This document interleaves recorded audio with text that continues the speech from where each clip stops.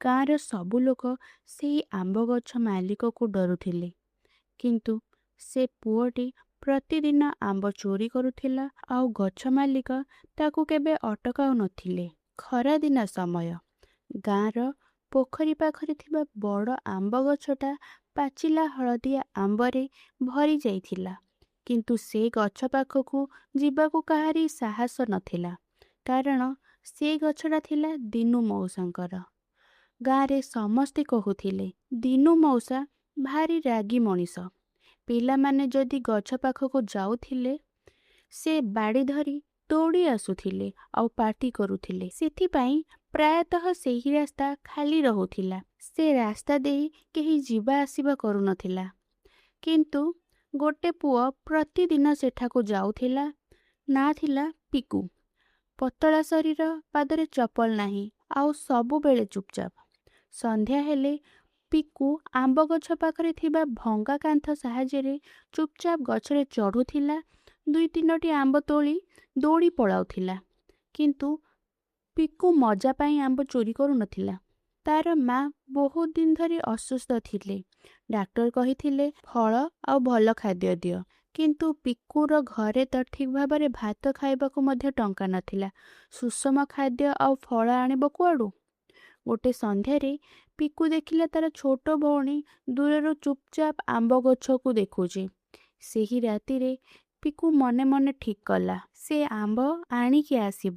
ତା ପରଠାରୁ ସେ ପ୍ରତିଦିନ ଆସୁଥିଲା, ଆମ୍ବ 1-2ଟା ଚୁପଚାପ ତୋଳି ନେଉଥିଲା।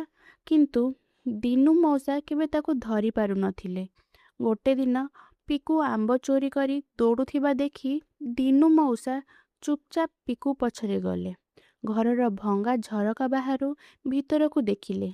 ଆଉ ସେ ଯାହା ଦେଖିଲେ, ତାପରେ ତାଙ୍କ ହୃଦୟ କମ୍ପି ଉଠିଲା। ପିକୁ ପ୍ରଥମେ ଆମ୍ବ କାଟି ତା ସାନ ଭଉଣୀକୁ ଖୁଆଇଲା। ତାପରେ ତାର ଅସୁସ୍ଥ ମାଆକୁ ଦେଲା।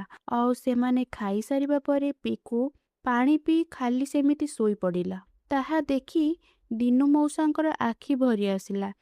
ତାଙ୍କୁ ତାଙ୍କ ପୁଅ କଥା ମନେ ପଡ଼ିଲା, ଯିଏକି ଠିକ୍ ପିକୁ ବୟସରେ ଥିଲା ଆଉ ଅସୁସ୍ଥତା କାରଣରୁ ତାଙ୍କୁ ଛାଡ଼ି ଚାଲିଗଲା। ସେଇ ଆମ୍ବ ଗଛଟା ଦିନୁ ମଉସା ଆଉ ତାଙ୍କ ପୁଅ ମିଶି ଲଗାଇଥିଲେ। କିନ୍ତୁ ପୁଅ ଚାଲିଯିବା ପରେ ସେହି ଗଛଟା ହିଁ ତାଙ୍କ ପାଖରେ ପୁଅର ସ୍ମୃତି ହୋଇ ରହିଥିଲା। ଆଉ ସେଥିପାଇଁ ତ ସେ ଗଛକୁ ନେଇ ସେ ଏତେ କଠୋର ଥିଲେ। ସେ ଆମ୍ବକୁ ରକ୍ଷା କରୁନଥିଲେ, ତାଙ୍କ ପୁଅର ସ୍ମୃତିକୁ ସଜାଡ଼ି ରଖିବାକୁ ଚେଷ୍ଟା କରୁଥିଲେ। ତା ପରଦିନ ପିକୁ ଯେତେବେଳେ ଆସିଲା, ସେ ଦେଖିଲା କିଛି ପାଚିଲା ଆମ୍ବ ତଳ ଡାଳରେ ଝୁଲୁଛି, ଯେମିତି କିଏ ଜାଣି ବୁଝି ତଳେ ଛାଡ଼ି ଦେଇଛି। ସେହି ଦିନଠାରୁ ପ୍ରତି ସନ୍ଧ୍ୟାରେ ଦିନୁ ମଉସା ଚୁପଚାପ କିଛି ଆମ୍ବ ତଳ ଡାଳରେ ରଖିଦେଉଥିଲେ, ଆଉ ପିକୁ ସେଗୁଡ଼ିକୁ ନେଇ ଘରକୁ ଯାଉଥିଲା। ଦୁହେଁ କେବେ କିଛି କହୁନଥିଲେ, କିନ୍ତୁ ଧୀରେ ଧୀରେ ଦୁହିଁଙ୍କ ମଧ୍ୟରେ ଗୋଟେ ନୀରବ ସମ୍ପର୍କ ଗଢ଼ି ଉଠିଥିଲା। ଗୋଟେ ସନ୍ଧ୍ୟାରେ ଆମ୍ବ ତୋଳୁଥିବା ବେଳେ ହଠାତ୍ ପିକୁର ହାତ ଖସିଗଲା। ସେ ତଳକୁ ପଡ଼ିବା ପୂର୍ବରୁ କିଏ ତାର ହାତକୁ ଜୋରରେ ଧରିଦେଲା। ଉପରକୁ ମୁହଁ କରି ଦେଖେ ତ ଦିନୁ ମଉସା। ପିକୁ ଡରରେ ମୁଣ୍ଡ ନୁଆଇଁ ଦେଲା। ସେ ଭାବିଲା ଆଜି ସେ ନିଶ୍ଚୟ ଗାଳି ଖାଇବ। କିନ୍ତୁ ଦିନୁ ମଉସା ତାର ହାତରେ 2ଟା ପାଚିଲା ଆମ୍ବ ଦେଇ କହିଲେ, ଏତେ ଉପରକୁ ଆଉ ଚଢ଼ିବୁନି। ତୋ ମାଆକୁ ତୋର ଦରକାର ଅଛି। ପିକୁର ଆଖିରେ ଲୁହ ଆସିଗଲା। ବହୁତ ଦିନ ପରେ ସେ ଭୋକଠାରୁ ବଡ଼ ଗୋଟେ ଜିନିଷ ଅନୁଭବ କଲା, ସ୍ନେହ। ପିକୁ ମୁଣ୍ଡ ନୁଆଇ ମଉସାଙ୍କୁ କ୍ଷମା ମାଗିଲା। ଦିନୁ ମଉସା ହସି ଦେଇ କହିଲେ, ଏସବୁର କିଛି ଆବଶ୍ୟକତା ନାହିଁ।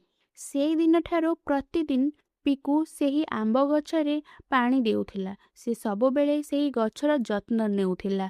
ବର୍ଷ ପରେ ମଧ୍ୟ ଗାଁର ଲୋକମାନେ ପିକୁକୁ ପ୍ରତି ସନ୍ଧ୍ୟାରେ ସେହି ଆମ୍ବ ଗଛକୁ ପାଣି ଦେଉଥିବାର ଦେଖୁଥିଲେ। କାରଣ ଆବଶ୍ୟକ ସମୟରେ ମିଳିଥିବା ଦୟା ତଥା ସାହାଯ୍ୟ କେବେ ଭୁଲି ହୁଏନା। ମନେ ରଖନ୍ତୁ, ଦଣ୍ଡଠାରୁ ଦୟା ମଣିଷର ହୃଦୟକୁ ଅଧିକ ବଦଳାଇ ଦେଇଥାଏ।